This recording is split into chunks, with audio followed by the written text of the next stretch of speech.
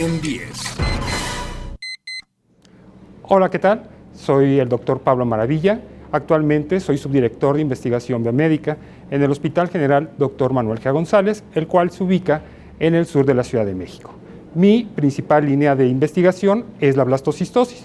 Blastocistis es un parásito fascinante, ya que existen estudios que lo asocian al desarrollo de enfermedades, hay otros que lo exoneran, inclusive hay grupos que lo han propuesto como un microorganismo oportunista. Dentro de los principales síntomas que se han asociado a este parásito son problemas dermatológicos o gastrointestinales. Dentro de los dermatológicos está la urticaria y la dermatitis crónica, mientras que dentro de los gastrointestinales están problemas de diarrea, distensión abdominal e inclusive hasta el síndrome de intestino irritable, el cual es una afección que muchos de los pacientes saturan las salas de gastroenterología. Blastocistis es un parásito que tiene un gran polimorfismo visto al microscopio, el cual se han identificado 4 estadios, que son el estadio de cuerpo central, el de granular, el ameboideo y el quiste. Asimismo, genéticamente también se ha observado que tiene una gran variabilidad, donde a partir de estudios de un gen, que es el de la subunidad pequeña del DNA ribosomal, se han identificado 17 subtipos genéticos. Es importante señalar que este parásito parecido a una amiba, el que se identifica con mayor frecuencia en estos estudios microscópicos que tienen poca sensibilidad, es la fase de cuerpo central, aunque todavía no queda claro si esta es la forma infectante, pero sí ayuda mucho hacia su diagnóstico. Dentro del ciclo de vida de este microorganismo, me parece importante señalar que aún no se ha establecido cuál es. No obstante, en pleno siglo XXI, pensar en un parásito que no se conoce cuál es su ciclo de vida, pues llama la atención. Se ha propuesto que la forma infectante es el quiste, como ocurre con otras amibas. Sin embargo, todavía existen dudas sobre las formas, estas fases intermedias de cuerpo central o de granular, asimismo la ameboidea. Por ello, se ha propuesto la mayoría de estos ciclos en donde el quiste, el cual es este parásito afecta, olvidé mencionar que afecta a muchos animales, es una zoonosis, de ahí su potencial y su interés en salud pública.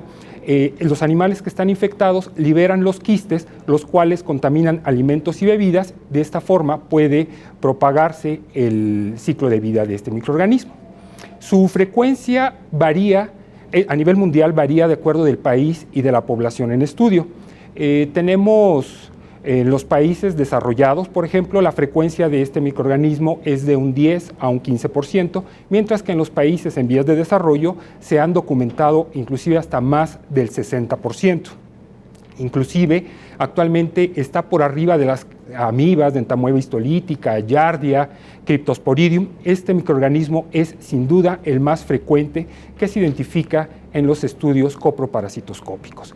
¿Qué pasa con blastocistis en México? Existen pocos estudios, la mayoría de ellos están enfocados utilizando técnicas microscópicas o coproparasitoscópicos de concentración, en los cuales tienen poca sensibilidad, inclusive el análisis microscópico de una sola muestra tiene una sensibilidad menor del 30%. Pero bueno, lo que se ha observado es que en los últimos 10 años este incremento en la presencia de blastocistis en los estudios coproparasitoscópicos ha incrementado de un 2 hasta más del 30%. Por ello, nos enfocamos a identificar la presencia de blastocistis utilizando técnicas moleculares que son muy sensibles y que además nos permiten identificar los subtipos de este microorganismo. En México, utilizando, gracias a la subvención del CONACYT y por colaboraciones con otras instituciones y universidades, tratamos de identificar cuáles son los subtipos y la frecuencia de blastocistis en nuestro país. De manera general tenemos 4 regiones climáticas en México, como son la región árida, en el norte de nuestro país, en la zona centro es una región climática templada, y en el sureste y suroeste tenemos trópicos húmedo y subhúmedo respectivamente. lo que hemos identificado o lo que hemos encontrado con ayuda de estos métodos moleculares es que son los subtipos 1, 2 y 3 de blastocystis los más frecuentes en estos climas. Pequeñas diferencias, a lo mejor es más frecuente el subtipo 3 en el norte, por ejemplo, mientras que en el sureste son los subtipos 1 y 2 los más frecuentes. Sin embargo, no hemos encontrado diferencias entre los subtipos dependiendo de la región climática, ni tampoco entre la presencia de síntomas o no, lo que lo vuelve, en definitiva, un microorganismo interesante y fascinante para continuar estudiando. Otra pregunta que nos hicimos para tratar de aclarar este papel patógeno fue tratar de cultivar a este microorganismo. Entonces, a partir de portadores, sean sintomáticos o asintomáticos, colectamos las heces de estos individuos y cultivamos al parásito en diferentes medios y observamos que, dependiendo del medio, mostraba un comportamiento de crecimiento particular. Pero algo que llamó poderosamente la atención es que las personas con síntomas, el crecimiento de los parásitos era más lento comparado con aquellos que eran portadores asintomáticos. Aquí teníamos una diferencia.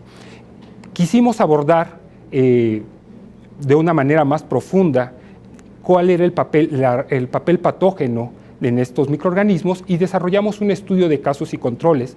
También este proyecto, gracias a la subvención del CONACYT, de los fondos FOSIS, en donde a través de un estudio de casos y controles, personas que tenían el síndrome de intestino irritable, los contrastábamos con portadores asintomáticos, que eran donadores que iban a nuestro banco de sangre del hospital y que de manera altruista decidieron proporcionarnos su consentimiento informado para participar en el estudio. Se hicieron también otras series, se trató de descartar otros patógenos responsables de este síndrome de intestino irritable, como fueran bacterias patógenas o algunos virus, y tratamos de identificar algunas características de los hospederos, como eran polimorfismos en citocinas proinflamatorias.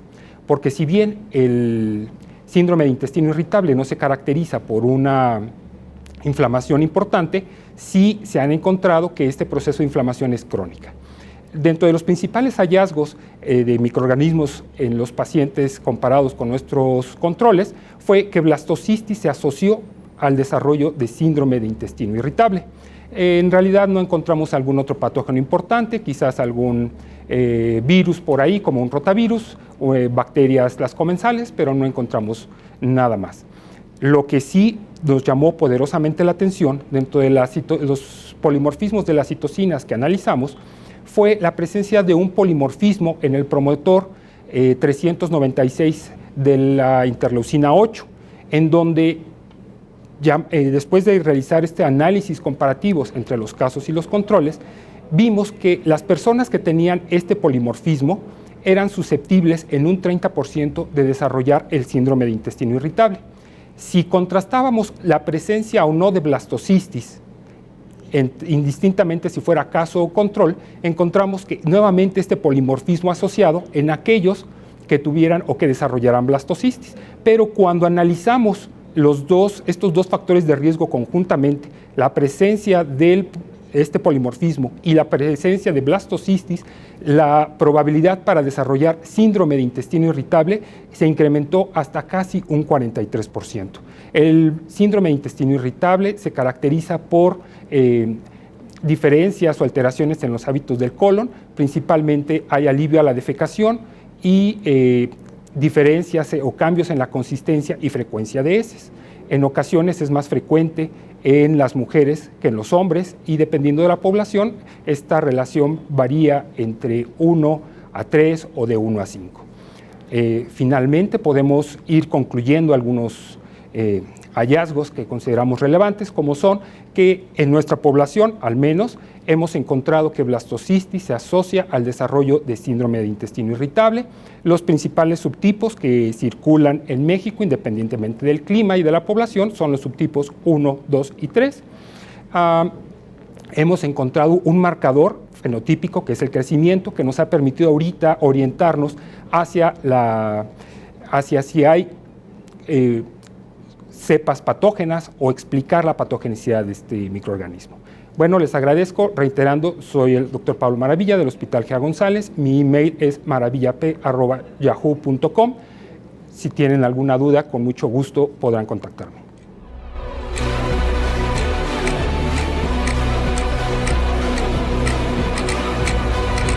Ciencia en 10.